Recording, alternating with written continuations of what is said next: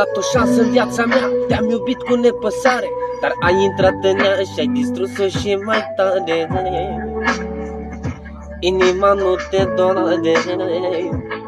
Ți-am dat iubire, dragoste, respect, sinceritate, dar pentru un alt bărbat te-ai dat deoparte pe toate.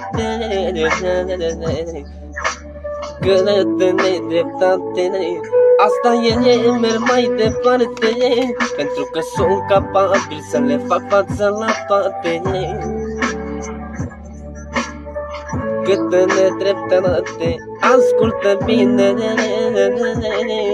va veni o zi când ți se va face dor de mine. Nu voi mai vrea să știu de tine.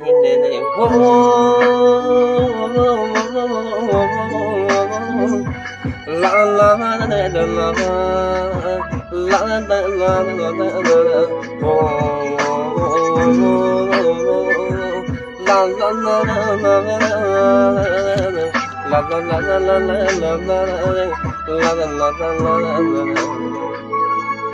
Acum stau și te privesc, nu te mai recunosc. Am iubit un suflet rece, nu pot să cred ce prost am fost. Am iubit fără rost. Mi-aduc de aminte când spuneai că mereu mă vei iubi. Ai dat un suflet bun pentru 4-5 certini. Ce fel de om poți fi?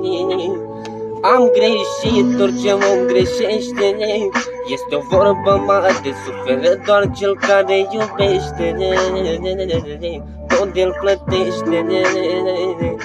Sunt convins că acum ți-e bine, dar va veni ziua când ți se va face dor de mine. Nu voi mai vrea să știu de tine. La la la la la la la la la. La la la la la.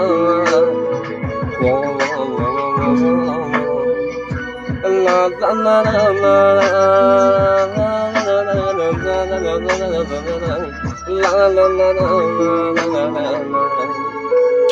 E adevărat. Am făcut această melodie, dragii mei prieteni, pentru fosta mea iubită.